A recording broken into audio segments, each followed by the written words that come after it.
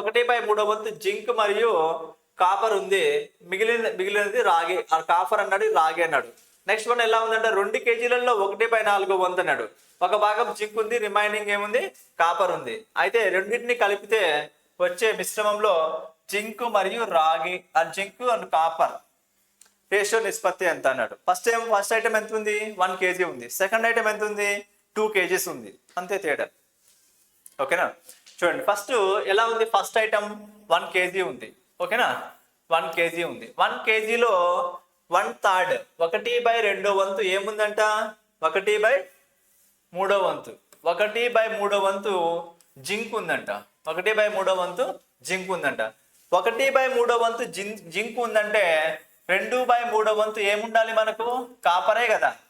ఓకేనా, 1/3 అంటే 1/3 అంటే ఇప్పుడు ఏమైనా రాసుకోవచ్చు, 1 - 1/3 అంటే 3 1 3, 3 - 1 అంటే ఏమవుతుంది, 2/3 అవుతుంది. ఇది చెప్పాల్సిన అవసరం లేదు కదా, మీ అందరికి తెలుసు కదా. నెక్స్ట్ వన్, ఇది ఫస్ట్ ఐటమ్ అయిపోయింది. ఇప్పుడు ఏమైంది, ఇది కూడా ఏమవుతుంది,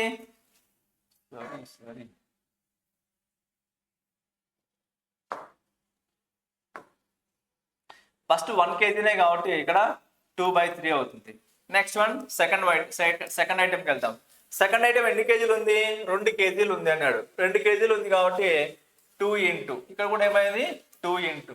ఇది ఎలా ఉందంటే ఏ రేషియోలో ఉందంట, 1/4 వంతు జింక్ ఉంది అన్నాడు. 1/4 వంతు జింక్ ఉందంటే దీంట్లో 1/4 వంతు జింక్ ఉంటే రిమైనింగ్ ఎంత ఉంటుంది, 3/4 ఏముండాలి, కాపర్ ఉండాలి.